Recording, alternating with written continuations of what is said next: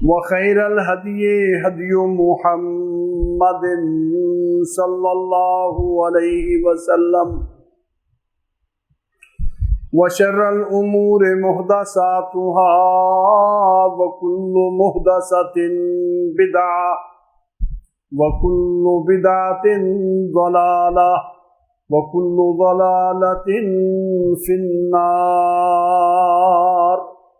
پچھلی نشست میں سیدنا حضرت ابراہیم علیہ السلام ان کا تذکرہ اس حوالے سے تھا کہ اللہ رب العزت نے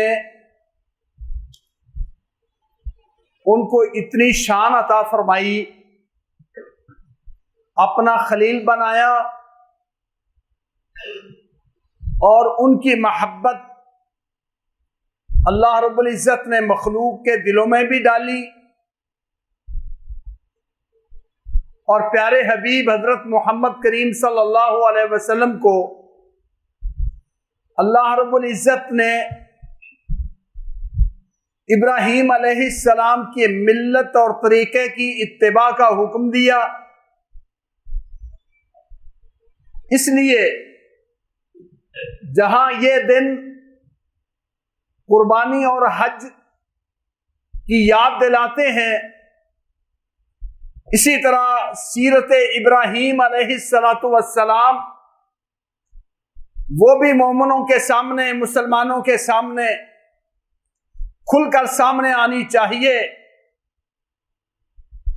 اللہ رب العزت ہمیں بھی ملت ابراہیمی پر چلنا نصیب فرمائے۔ ملت ابراہیمی اتنی پیاری ملت ہے کہ اللہ سبحانہ و تعالی فرماتے ہیں وَمَنْ أَحْسَنُ دِينًا مِمَّنْ أَسْلَمَ وَجْهَهُ لِلَّهِ وَهُوَ مُحْسِنٌ وَاتَّبَعَ مِلَّةَ إِبْرَاهِيمَ حَنِيفًا۔ تین چیزیں جمع کی ہیں، اس آدمی کے مذہب اور دین سے کس کا مذہب اور دین اچھا ہو سکتا ہے؟ جس آدمی نے اپنے آپ کو رب کے حکم کے تابع کر دیا، پہلی بات اپنے آپ کو رب کے حکم کے تابع کر دیا، ممن اسلم وجہہ للہ۔ دوسری چیز وَهُوَ مُحْسِنٌ، یہ اللہ رب العزت کی حکم کے تابع ہونا، محض اللہ کی رضا کے لیے احسان کا طلبگار بنتے ہوئے، محسن بنتے ہوئے، اپنی بندگی کو خالص رب کے لیے کرتے ہوئے۔ اور تیسری بات فرمائی وَاتَّبَعَ مِلَّةَ ابراہیم، اور اس نے ابراہیم علیہ السلام کے ملت کی پیروی کی۔ جس شخص کے عقیدے میں، جس شخص کے عمل میں، جس شخص کی عبادت میں یہ تین چیزیں جمع ہو جائیں، اللہ رب العزت کے حکم کا ماننے والا اور اس حکم کو صرف اللہ ہی کے لیے ماننے والا، کسی طمع لالچ کے لیے نہیں، کسی کو دکھاوے اور سنانے کے لیے نہیں، محض اللہ ہی کے لیے، اور طریقہ اختیار کرے جناب ابراہیم علیہ السلام کا۔ اللہ فرماتے ہیں ایسے بندے سے بڑھ کر کسی اور کا مذہب اور دین بہتر ہو ہی نہیں سکتا۔ سب سے بہتر دین، سب سے اچھا دین، سب سے اچھا طریقہ، سب سے اچھا مذہب، سب سے اچھا رستہ اور سب سے بہترین منہج اس آدمی کا ہے جس کے اندر یہ تین باتیں ہوں۔ اللہ کا حکم معلوم ہو جائے، سر تسلیم خم ہو جائے، اللہ کے حکم ماننے کے لیے دنیا کی کوئی غرض نہ ہو، صرف اللہ رب العزت کو راضی کرنا مقصد ہو اور ابراہیم علیہ السلام کی ملت کا پیروکار بن جائے. اللہ کو وہ دین بڑا پسند ہے، اللہ رب العزت کے ہاں وہ طریقہ بڑا محبوب ہے جس طریقے پہ چلتے ہوئے اللہ رب العزت نے ابراہیم علیہ السلام کو اپنا خلیل بنایا. اللہ رب العزت اس طریقے پہ چلنے والے کو بھی اپنا محبوب بنا لیتا ہے.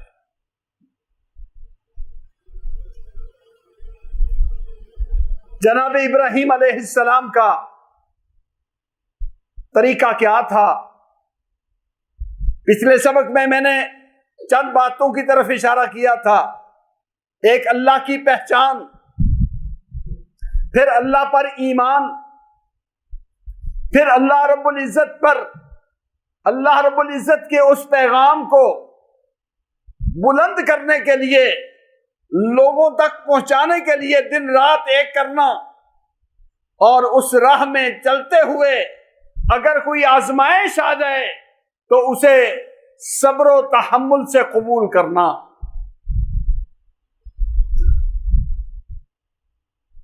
یہ جناب ابراہیم علیہ السلام کی سیرت کے پہلو ہیں جو قرآن مجید نے جگہ جگہ پر بیان کیے ہیں. آج کے ہمارے سبق میں جناب ابراہیم علیہ السلام کی سیرت سے آزمائش اور ابتلا کا دور وہ ذرا ایک سامنے رکھیے، اور پھر دیکھیے کہ ان مصیبتوں میں، ان مشکلات میں جب ابراہیم علیہ السلام نے استقامت دکھائی، ثابت قدم رہے، تو اللہ تعالیٰ نے انہیں کن انعامات سے نوازا.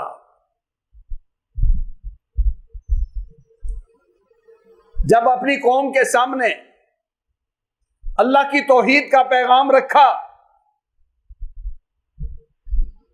پوری سمجھانے کی کوشش کی، عملی طور پر بھی ان کے جو بت تھے جناب ابراہیم علیہ السلام نے ٹکڑے ٹکڑے کر دیے. اللہ کے سوا کسی کی عبادت، اللہ کے سوا کسی کو معبود ہونا، اللہ کے سوا کسی کی پوجا مومن اور موحد کبھی قبول نہیں کر سکتا. یہ غیرت، یہ حمیت دل میں پیدا ہونی چاہیے.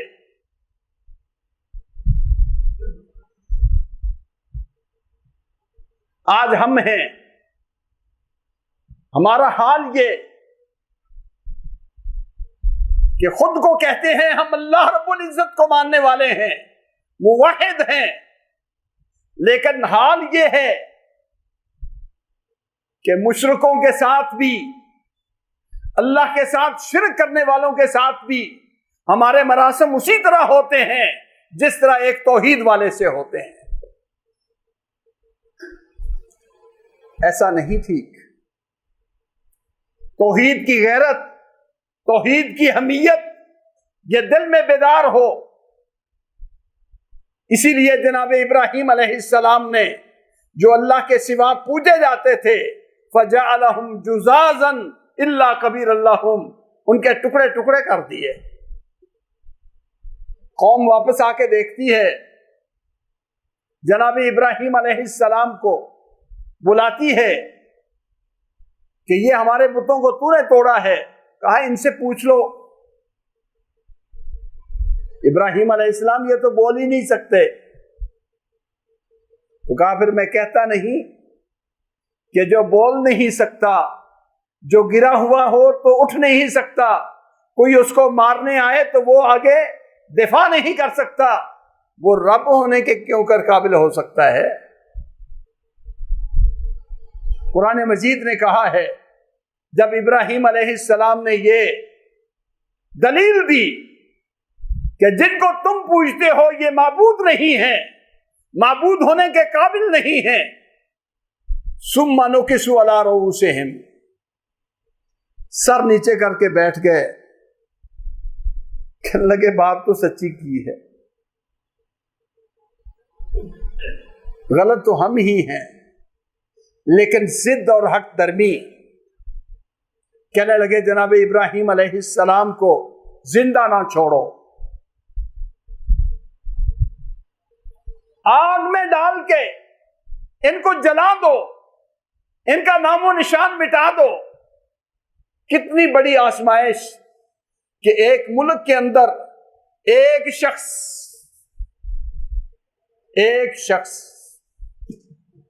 لیکن توحید کا ڈنکا بجاتے ہوئے کوئی ہچکچاہٹ نہیں، کسی کا انتظار نہیں کہ میری جمعیت مضبوط ہوگی، میرے ساتھ ساتھی ہوں گے تو پھر میں مقابلہ کروں گا، تنہا۔ قرآن مجید نے ذکر کیا ہے اور مفسرین نے بہت ہی خوب لکھا ہے، جناب ابراہیم علیہ السلام کو جلانے کے لیے اکٹھے ہو گئے،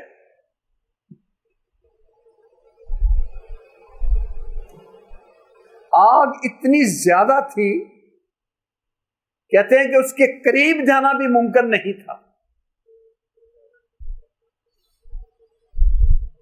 فارس کا ایک آدمی گزرا وہاں سے، پریشان ہے کہ ابراہیم علیہ السلام کو اس آگ میں پھینکے کس طرح، قریب تو جا سکتا نہیں کوئی۔ اس ظالم نے مشورہ دیا کہ آپ منجنیق کے ذریعے ایک آلہ بنائیں جس کو آپ جس طرح گلیل ہوتی ہے اسی طرح پریشر سے اس میں بٹھا کے پھینک دو ابراہیم علیہ السلام کو۔ یہ کیفیت دیکھ کے مفسرین نے لکھا ہے حضرت جبریل علیہ السلام بھی آگے سامنے کہنے لگے ابراہیم ما حاجتک، کوئی کام ہے تو مجھے بتائیں۔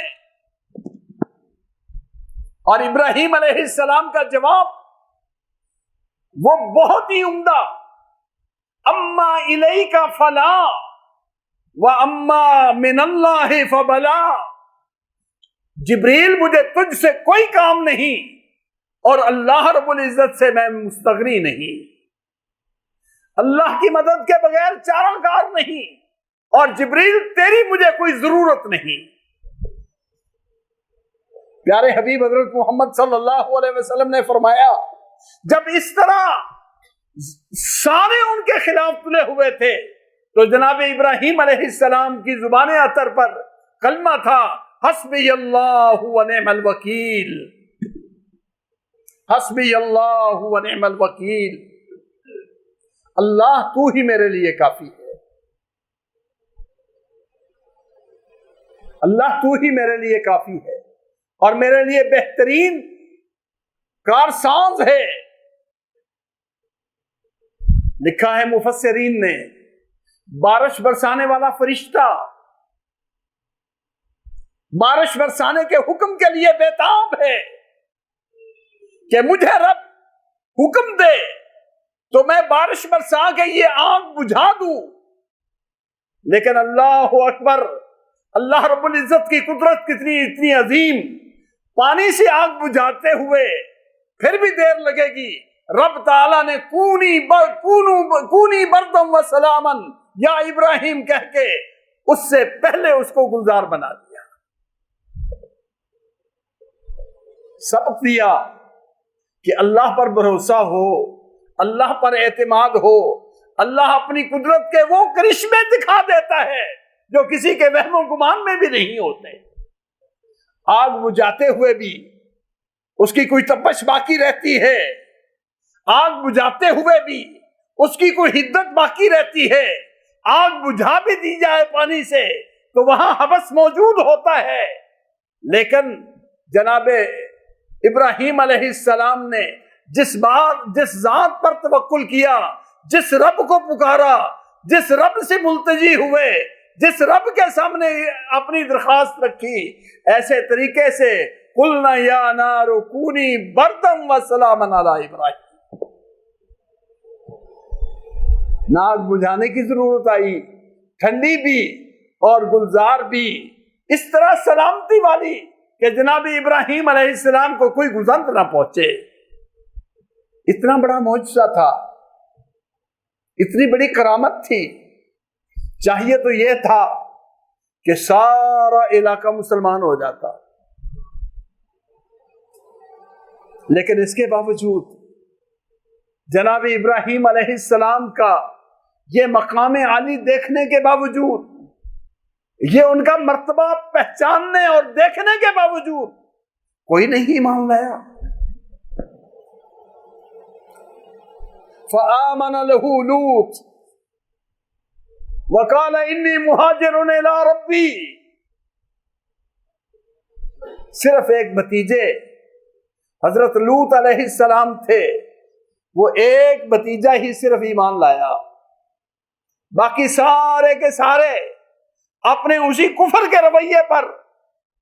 تو جناب ابراہیم علیہ السلام فرمانے لگے جو اس طرح کے کفر والے جن کے دلوں پر تالے لگے ہوئے ہیں، میں اس علاقے کو چھوڑ کے جاتا ہوں۔ انی مہاجر الی ربی سیہدین، انی مہاجر الی ربی، میں اپنے رب کی طرف ہجرت کر کے جاتا ہوں، اپنے رب کی راہ پہ چلتا ہوں، میرا رب میرے لیے رہنمائی فرمائے گا۔ انہ هو العزیز الحکیم، وہ میرا رب غالب حکمت والا ہے۔ چل پڑے۔ ایسے علاقے سے ایسے آدمی کا سفر کرنا جس کا کوئی جاننے پہچاننے والا، اس کی حمایت کرنے والا، اس کی حفاظت کرنے والا، اس کا دفاع کرنے والا، اس کی کسی طرح کی بھی مدد کرنے والا کوئی شخص نہ ہو، کس طرح نکلے ہوں گے اپنے شہر سے، اور کس لیے چھوڑا اپنے شہر کو؟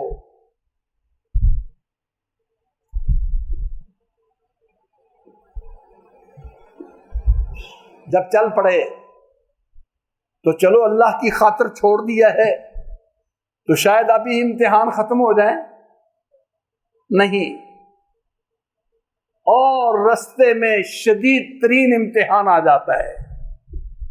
بیوی سیدہ سارہ رضی اللہ تعالی علیہ السلام موجود ہیں، ساتھ ہیں، حضرت لوط علیہ السلام ساتھ ہیں، اور ابراہیم، 3 افراد کا یہ قافلہ جا رہا ہے۔ مصر کے شہر سے گزرے تو ظالموں کے گنڈے اچکے جب انہوں نے دیکھا، بادشاہ کو شکایت کر دی، ہمارے ملک میں ایسے افراد، آپ کے شہر میں ایسے افراد، ان کے ساتھ ایسی عورت جو آپ کے سوا کسی اور کو لائق نہیں۔ جناب ابراہیم علیہ السلام سے ان کی بیوی کو گرفتار کر لیا۔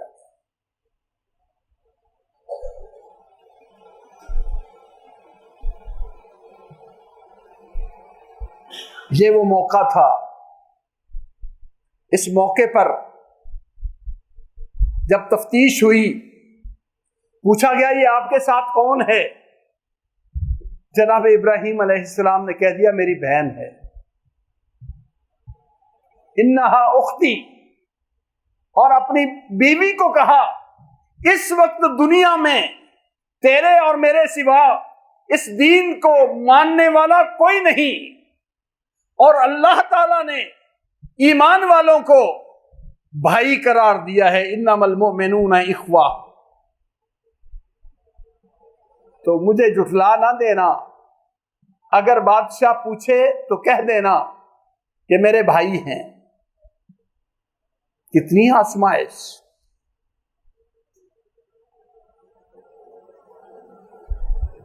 اور یہاں ایک اور بات بھی میں کہتا جاؤں، اس گئے گزرے ماحول کے اندر بھی، اس ظلم و استبداد کے اندر بھی اتنا حیا موجود تھا کہ بھائی کے سامنے بہن کی عزت کو ہاتھ نہیں لگایا جاتا۔ آج ہم روشنی کے دور میں تہذیب و ثقافت کے دعوے کرنے والے، باپ کے سامنے بیٹی کی عزت محفوظ نہیں، بھائی کے سامنے بہن کی عزت محفوظ نہیں، اور کہتے ہیں ہم بڑے روشن خیال۔ اس ظالم نے جب ان کے سامنے حضرت سارہ علیہ السلام کو پیش کیا گیا، مومنو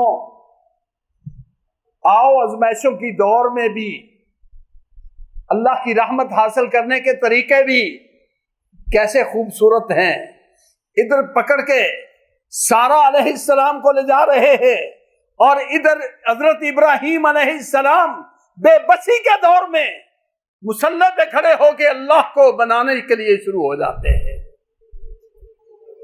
جناب ابراہیم علیہ السلام نماز پڑھنی شروع کرتے ہیں اور صحیح بخاری کی حدیث کے مطابق جب وہاں حضرت سارا علیہ السلام کو قید میں رکھا گیا، جب گئے تو انہوں نے بھی فتوضأت فقامت فتوضأت فصلت، جناب سارا علیہ السلام نے بھی وہاں نماز پڑھنی شروع کر دی. یا ایھا الذین آمنوا استعینوا بالصبر والصلاۃ وانھا لکبیرۃ الا علی الخاشعین. ایمان والو، مصائب آئے، مصیبتیں آئیں، پریشانیاں آئے، شکوے شکایتیں نہ کرو. آؤ، اللہ رب العزت نے دروازہ کھولا ہے. استعینوا بالصبر والصلاۃ، صبر کو پکڑو، صبر اختیار کرو اور نماز کے ذریعے اپنی مصیبت کو دور کرو. جناب ابراہیم علیہ السلام بھی مصلی پر، سیدہ سارہ بھی اللہ کے سامنے مصلی پر، ایسی کیفیت میں وہ ظالم اپنا ہاتھ سیدہ کے جسم کی طرف آگے بڑھاتا ہے، اللہ نے وہیں اسے شل کر دیا. قدرت کے مظاہر بھی کتنے ہوتے ہیں. اسے محسوس ہوا کہ سیدہ سارہ کے جسم سے اللہ رب العزت نے اسے پہرے میں رکھا ہے، محفوظ کیا ہے. کہتا ہے ظالم، اگر آپ دعا کریں مجھے اللہ آزادی دے دے، میں آپ کو کوئی گزند نہیں پہنچاؤں گا، کوئی تکلیف نہیں پہنچاؤں گا. سیدہ نے دعا کی، ہاتھ کھل گئے. دوبارہ پھر وہ اسی طرح بدنیتی سے ہاتھ آگے کرتا ہے. اللہ رب العزت نے سیدہ کے جسم تک ہاتھ آنے سے پہلے روک دیا، شل کر دیا. وہی بیکار ہو کے بیٹھ گیا، جسم پر ہاتھ نہیں لگا سکا. کہنے لگا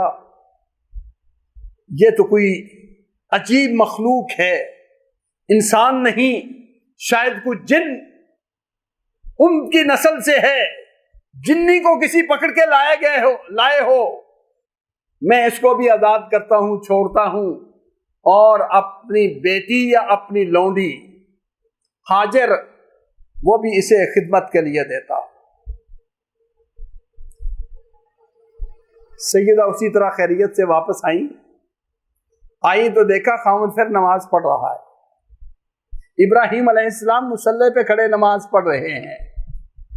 آج ہمیں نماز بڑی مشکل لگتی ہے، نماز فرض ادا کرنا ہمارے لیے مشکل ہوا ہے. اور میرے بھائیوں، مصیبتوں کا علاج ہی نماز ہے، دکھوں کا علاج ہی نماز ہے. پیارے حبیب حضرت محمد کریم صلی اللہ علیہ وسلم جب بھی زندگی میں کوئی مشکل وقت آیا، آپ فرماتے ارحنا یا بلال، ارحنا یا بلال، بلال اذان کہو، نماز پڑھتے ہیں، اللہ رب العزت آسانی پیدا کرتے ہیں. آپ کہیں قافلے بھیجتے جہاد کے لیے، آپ کہیں قافلے بھیجتے جہاد کے لیے تو آپ حکم دیتے کہ دوپہر کے وقت آرام کرنا، جب اچھی طرح سورج ڈھل جائے پھر اقدام کرنا، پھر آگے حملہ کرنا. اس وقت مدد کی ہوائیں بھی چلتی ہیں اور مومنوں کی دعائیں بھی شامل حال ہو جاتی ہیں.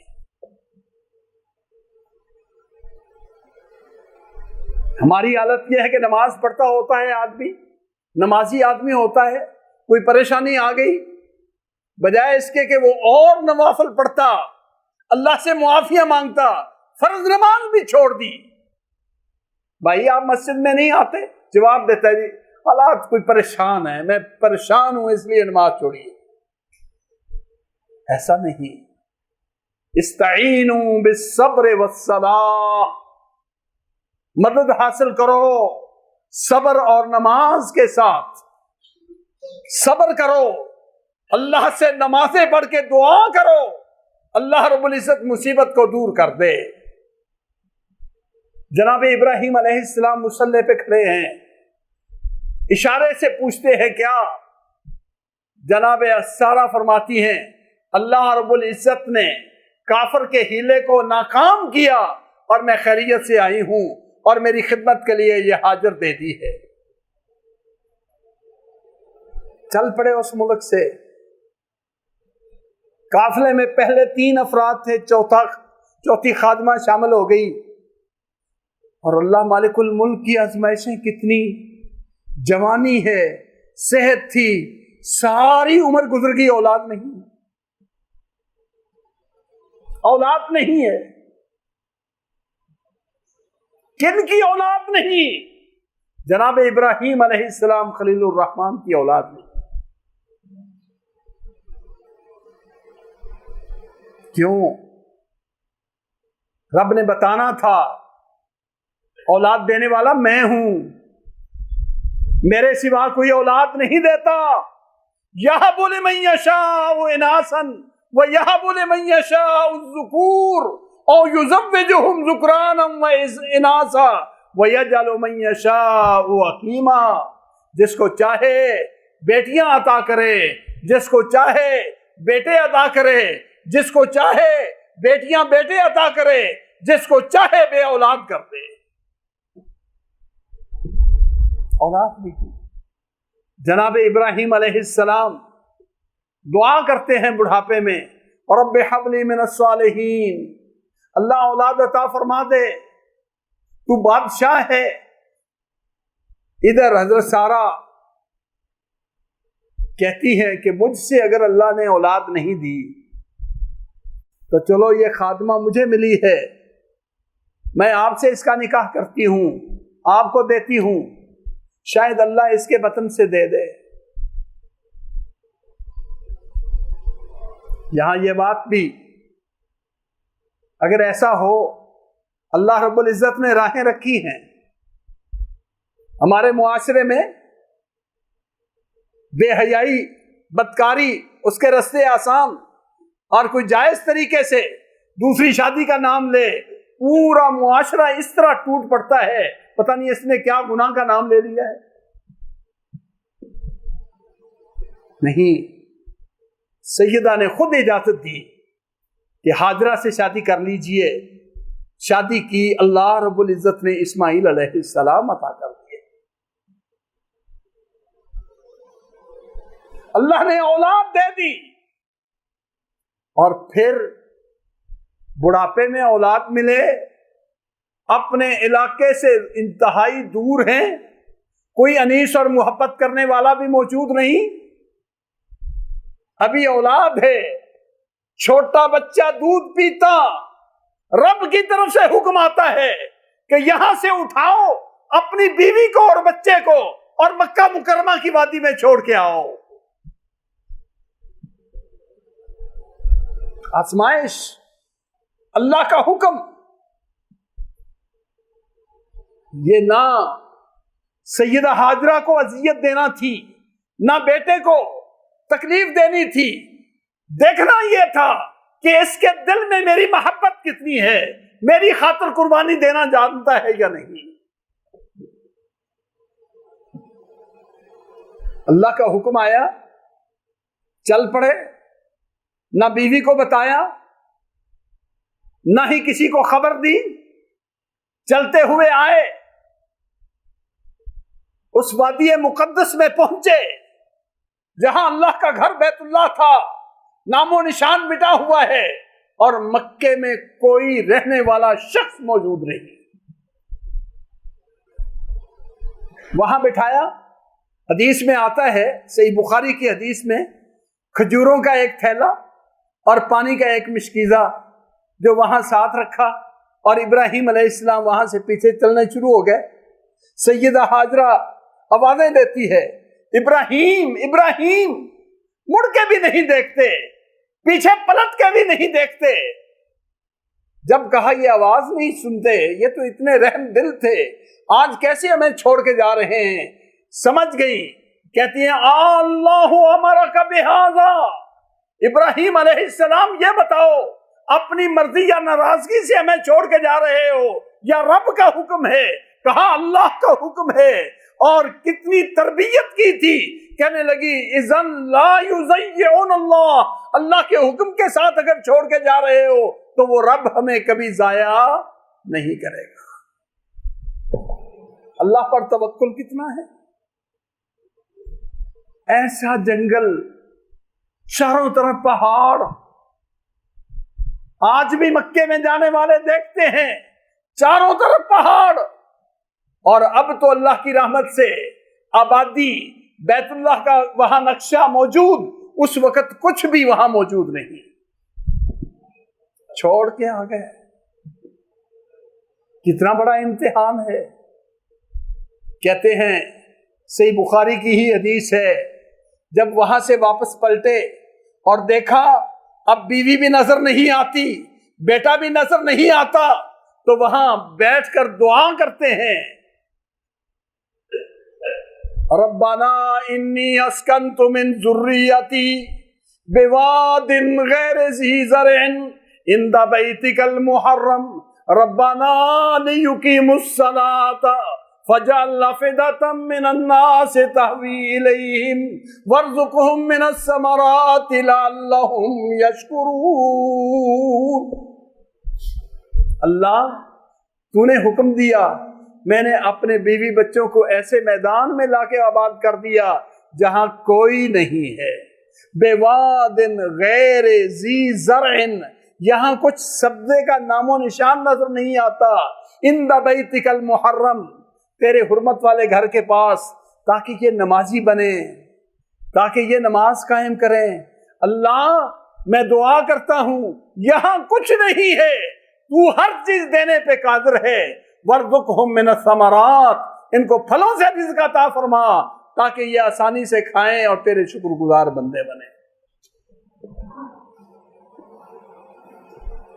اللہ سے دعا کر کے اللہ کی سپرد کر کے چلے گئے۔ گاہے بگاہے آتے ہیں، وقفے وقفے سے آتے ہیں، خبر گیری کے لیے آتے ہیں، تشریف لاتے ہیں۔ اب جناب اسماعیل علیہ السلام اتنے بڑے ہو گئے ہیں، باپ کی انگلی پکڑ کے ساتھ چلنے بھاگنے کے قابل ہو گئے ہیں۔ اس وقت دودھ پیتے تھے، اب یہ کچھ بڑے ہو گئے، اور آزمائشوں کا سلسلہ پھر جاری ہے۔ فلما بلغ معه السعي قال يا بني إني أرى أني أذبحك فانظر ماذا ترى قال يا أبت افعل ما تؤمر ستجدني إن شاء الله من الصابرين فلما أسلما وَتَلَّهُ لِلْجَبِينِ وَنَادَيْنَاهُ أَن يَا إِبْرَاهِيمُ قَدْ صَدَّقْتَ الرُّؤْيَا إِنَّا كَذَلِكَ نَجْزِي الْمُحْسِنِينَ۔ جب بیٹا ساتھ کچھ دوڑ دھوپ کرنے کے قابل ہو گیا، خواب میں ڈائریکٹ حکم نہیں دیا، خواب میں دکھا میرے ہاتھ میں چھری ہے اور اسماعیل کی گردن پہ چلا رہا ہوں۔ انبیاء کے خواب وہی ہوتے ہیں، سمجھ گئے کہ میرے رب کا حکم ہے۔ اسماعیل علیہ السلام کو مخاطب کیا، یا بنی انی ارا فی المنام انی اذبحک، خواب میں دیکھا ہے میں آپ کو ذبح کر رہا ہوں، فانظر ماذا تری، آپ ذرا دیکھیں کیا مشورہ ہے آپ کا، آپ کیا کہتے ہیں؟ قال یا ابت افعل ما تؤمر، ابا جی جو حکم ملا ہے اسی طرح کر گزریے، ستجدنی انشاء اللہ من الصابرین، اللہ نے چاہا تو میں کمال صبر کر کے دکھاؤں گا۔ فلما اسلما، جب دونوں باپ بیٹے اللہ کے لیے تابع فرمان ہو گئے، وَتَلَّهُ لِلْجَبِينِ، اور بیٹے کو لٹا لیا، ذبح کرنے کے لیے لٹا لیا۔